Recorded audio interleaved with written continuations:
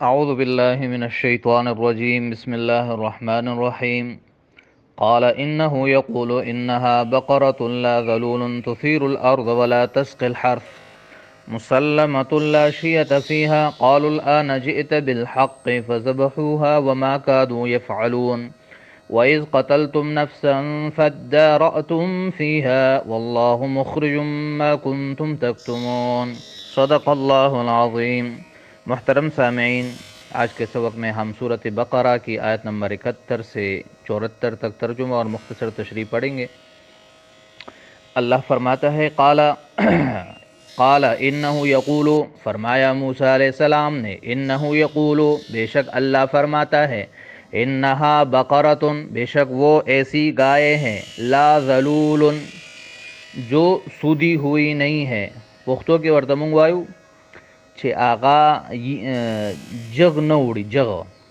یعنی محنت اور مشقت والا نہیں، لا ذلول سدائی ہوئی یا سدی ہوئی، یعنی اس کو محنت مشقت کے لیے تیار نہیں کیا گیا، اس کو تربیت نہیں دی گئی۔ تو لا ذلول جو محنت کرنے والی نہیں ہے، نہ سدی ہوئی ہے، تثیر الارض جو ہل چلاتی ہے زمین میں، ولا تسقی الحرث اور جو نہ پانی دیتی ہے کھیتی کو، حرث کھیتی، اسی سے اسم حارث کھیتی کرنے والا۔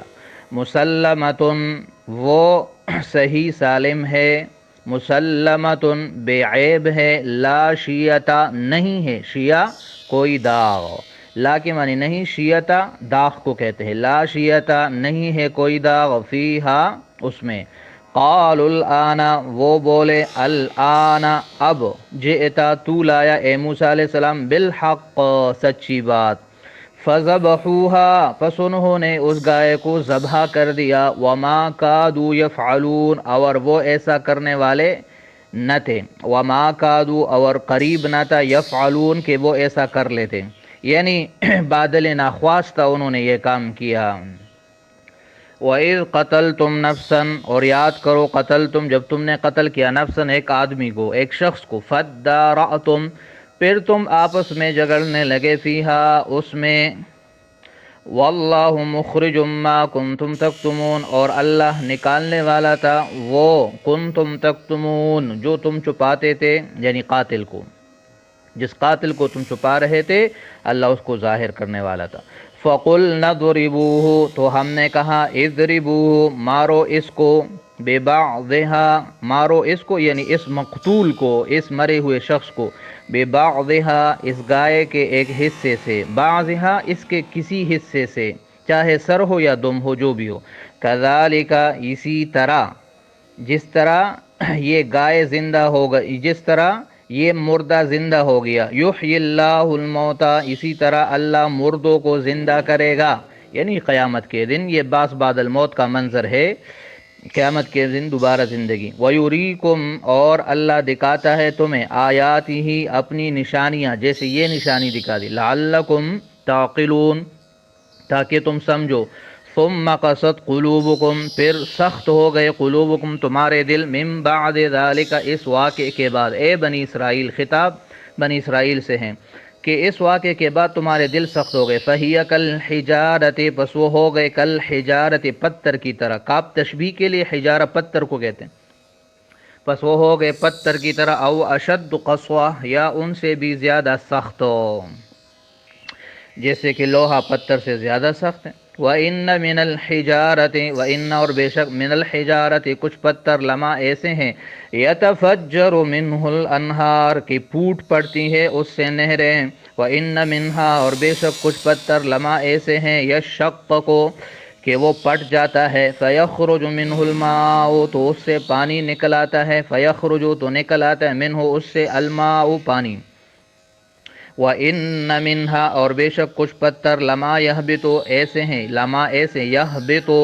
جو گر پڑتے ہیں، من خشیت اللہ اللہ کے ڈر سے، اللہ کے خوف سے، وَمَا اللَّهُ بِغَافِلٍ اور اللہ غافل نہیں ہے، عَمَّا تَعْمَلُونَ ان کاموں سے جو تم کرتے ہو۔ اچھا محترم سامعین، یہ کل کی آیت میں ہم نے پڑھا تھا کہ بنی اسرائیل میں قتل ہوا تھا،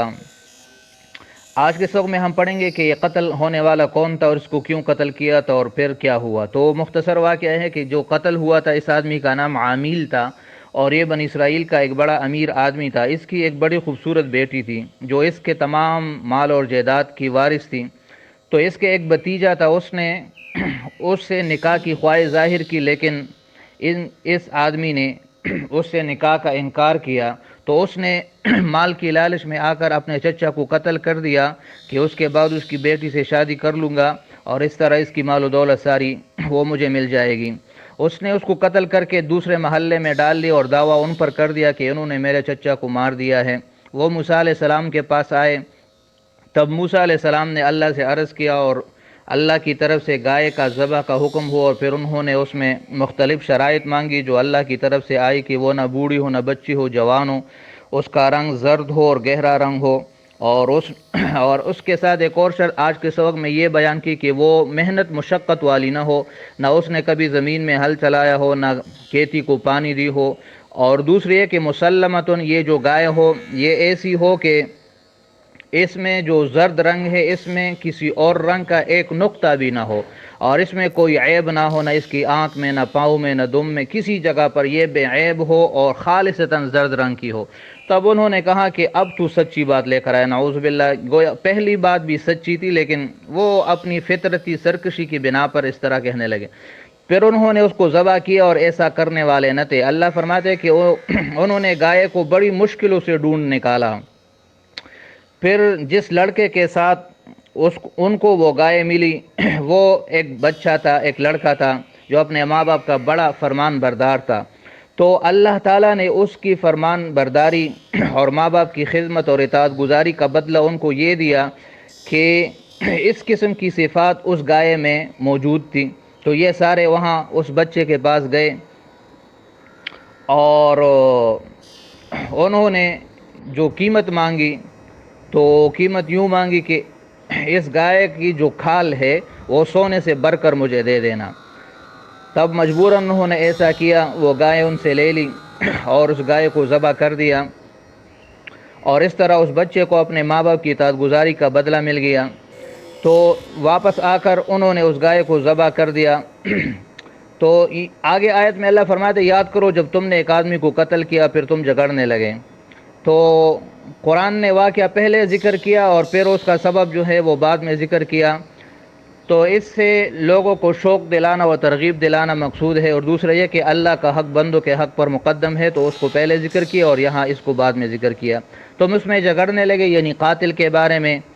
کہ کون اس کا قاتل ہے، اور اللہ نکالنے والے تھا جو تم چھپاتے تھے، یعنی قاتل جو اپنے آپ کو چھپا رہا تھا اور اپنے دل میں جو اس کی لالچ تھی جس کو وہ چھپا رہا تھا وہ اللہ نے ظاہر کر دیا۔ تو پھر اللہ فرماتے ہم نے کہا اضربوہ ببعضھا، کہ اس شخص کو مارو اس کے ایک حصے سے، یعنی گائے تو ذبح ہو گئی، اب اس کے جس بھی پارٹ سے تم اس کو مارو گے یہ زندہ ہو جائے گا۔ تو کس حصے سے مارا قرآن نے اس کی تعین نہیں کی، بعض علماء کہتے ہیں کہ دم سے، بعض کہتے ہیں سر سے، اور بعض کہتے ہیں کہ دل سے، جو بھی ہو اس سے جب انہوں نے عامیل کو مارا وہ زندہ ہو گیا اور اپنے قاتل کا نام بتا دیا اور پھر اللہ کے حکم سے دوبارہ مر گیا۔ تو اللہ فرماتے اسی طرح اللہ مردوں کو زندہ کرے گا۔ تو اس واقعے میں جو بنیادی عقیدہ جس کی اصلاح اور جس پر یقین ضروری ہے وہ یہ ہے کہ بعث بعد الموت، موت کے بعد دوبارہ زندگی، یہ برحق ہے اور یہی مسلمانوں کا عقیدہ ہے۔ تو یہ اللہ نے دکھا دیا، اور یریکم آیاتی، اس طرح اللہ تمہیں اور بھی آیتیں دکھا دے گا تاکہ تم سمجھو۔ پھر آگے اللہ فرماتے اس واقعے کے بعد، یعنی یہ معجزہ جو رونما ہوا اس کے بعد بھی تمہارے دل سخت ہو گئے، پھر بھی تم اللہ کی نافرمانیاں کرنے لگے اور پیغمبروں پر مختلف قسم کے اعتراضات اور گستاخیاں کرنے لگے۔ تو وہ ایسے ہو گئے جیسے پتھر یا ان سے بھی سخت، کہ پتھروں میں بھی کچھ نہ کچھ فائدے ہوتے ہیں، جیسے اللہ فرماتے کسی سے نہریں پھوٹتی ہے، کسی سے پانی نکلتا ہے، اور کوئی اللہ کے خوف سے گر پڑتا ہے۔ اس میں دلوں کے مختلف حالتوں کی طرف اشارہ ہے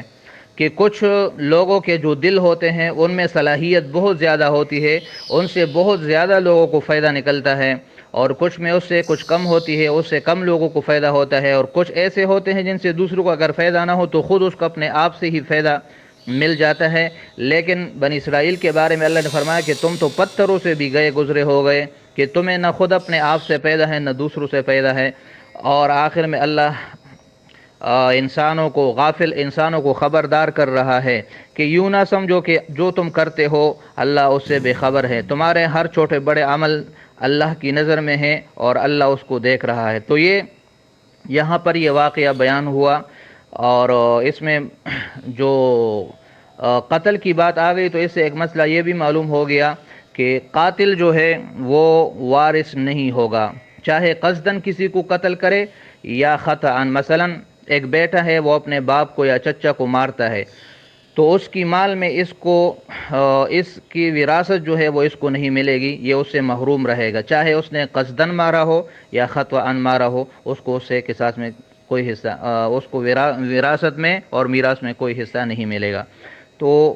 یہ آج کا سبق کا خلاصہ تھا۔ امید ہے آپ کو آج کا سبق سمجھ آ گیا ہوگا، باقی انشاءاللہ کل پڑھیں گے۔ صدق اللہ العظیم و صدق رسولہ النبی الکریم۔ السلام علیکم ورحمۃ اللہ وبرکاتہ۔